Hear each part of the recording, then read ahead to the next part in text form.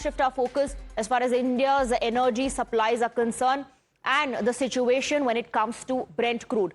Remember, oil continues to be on fire. Brent crude prices remain above $100 per barrel as attacks on energy infrastructure continue unabated. Let's take a look at how the Brent oil prices have moved over the last few days.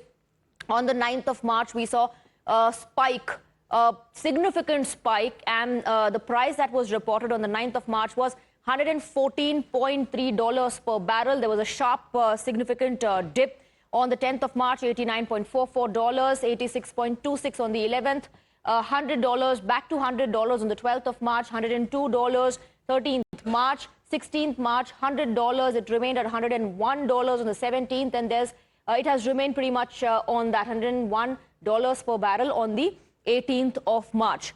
The main reason behind the surge in oil prices is Strait of Hormuz. The ongoing war is preventing ships from transiting the crucial choke point. Trump's effort to rope in allies has also failed. Iran's new supreme leader has said that Strait of Hormuz should remain shut as a tool of pressure.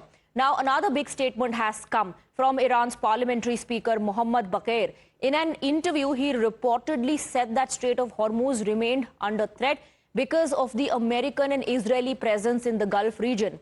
He said that the Strait of Hormuz can't be the same as before and return to its previous condition. So that is Iran's message to the world, that the Strait of Hormuz won't return to the pre-war status. Now, there's another important statement that has come from Iran's foreign minister, Abbas Araghchi, who in an interview has claimed that Iran is not seeking ceasefire but a complete end to the war on all fronts in Lebanon, Yemen, Iraq, Iran and other countries in the entire region. This is what Mr. Abbas Araghchi had to say. We're breaking down details of that statement as well. He says, we are not seeking ceasefire.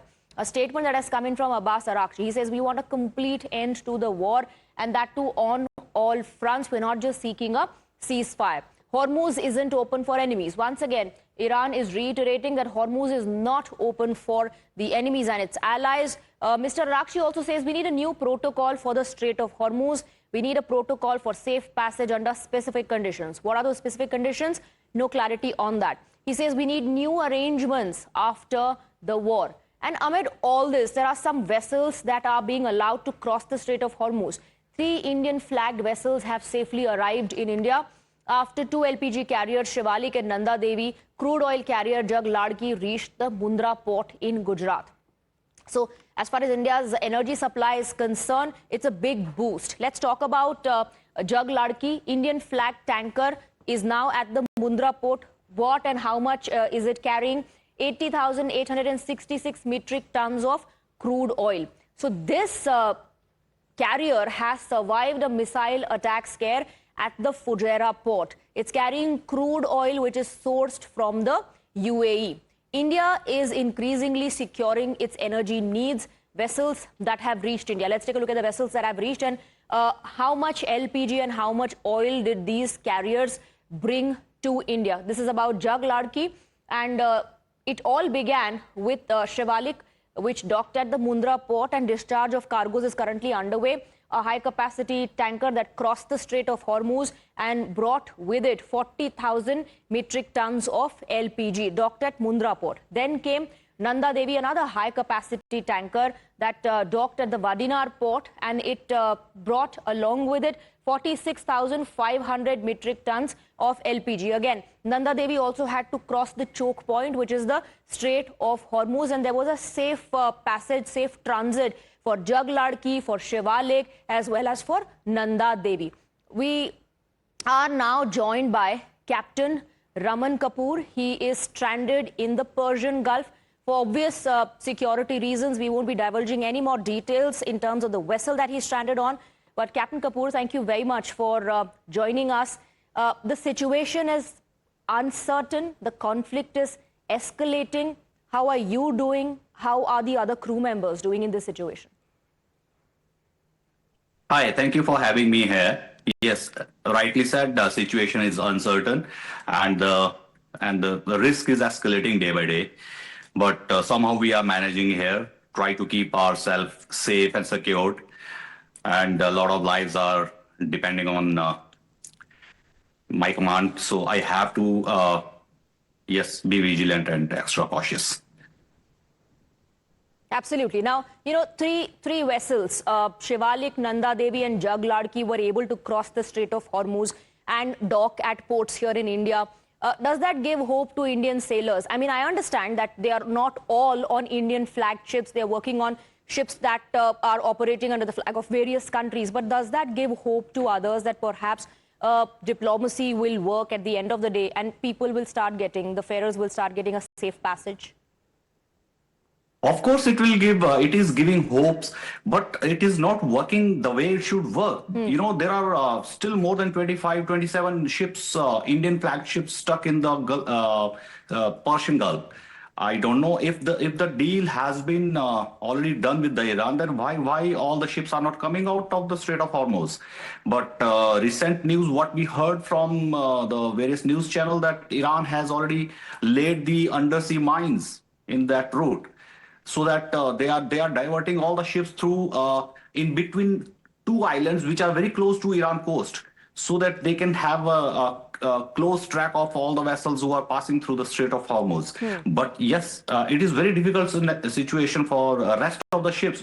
The ships which are not registered in India or China or any other country to which Iran is giving way out.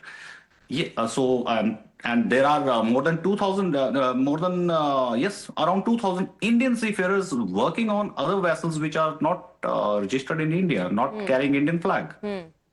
Absolutely. But today there was an inter-ministerial briefing which happens every single day. And in that, a question was asked about the other Indian flag vessels, to which the response was that there are 22 in the Persian Gulf.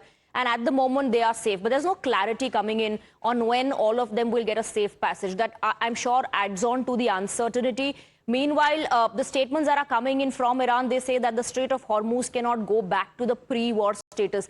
Does that worry you and others who are stuck and stranded in this situation?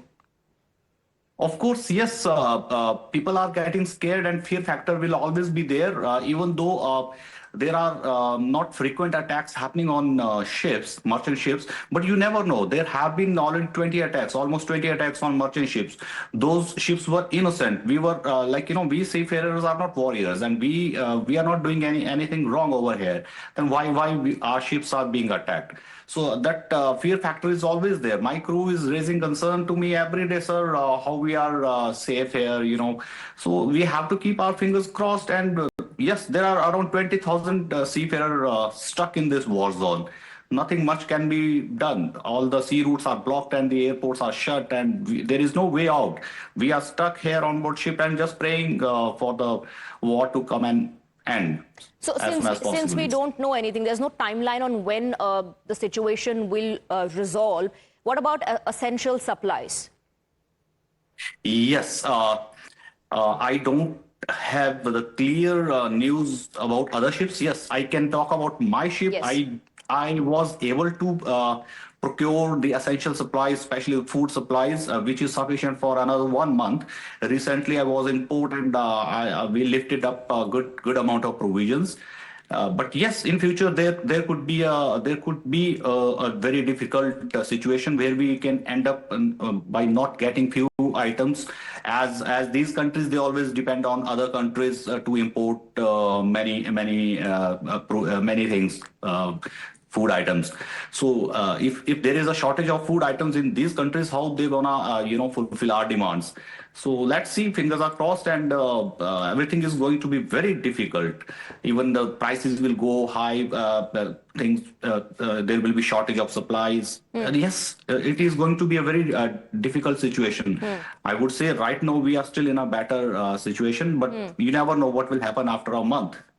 Any assurances coming in from authorities, any communication that has been established, and what is it that you would want to tell the authorities here in India? Authorities here in India, I would like to pass this message to authorities. Yes, they have to find out the way to take out all the seafarers from this situation, because everyone wants to go back home to their families, to their loved ones. But unfortunately, we don't see any means of going back to our country. Of course, there are many hurdles. If I want to sign off, I want to get down from this vessel. The normal process is that someone has to come to relieve me. I mean, the another captain will come and relieve me, and I can go back home. But no one will would agree to join the vessel in this given circumstances. That's a big question. That's $1 million question right now. So what to do? I mean. Even companies are helpless right now. Even the authorities, yes, there may be several ways the way authorities or our diplomats or our politicians would work, which we are not maybe aware of how the things will work further. But yes, there has to be. Otherwise, at least they should provide us some kind of assurance that we are here on ship, but we are safe. Nothing is going to happen to us as long as we stay here. So no attacks should happen on the vessels, and that fear factor should reduce. That's the best thing we can do.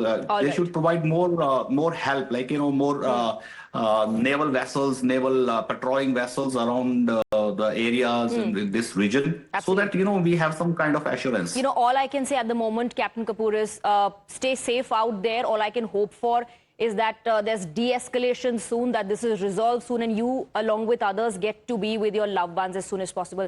Thank you very much, Captain Kapoor. Thank you. Thank you. Speaking with us. Thank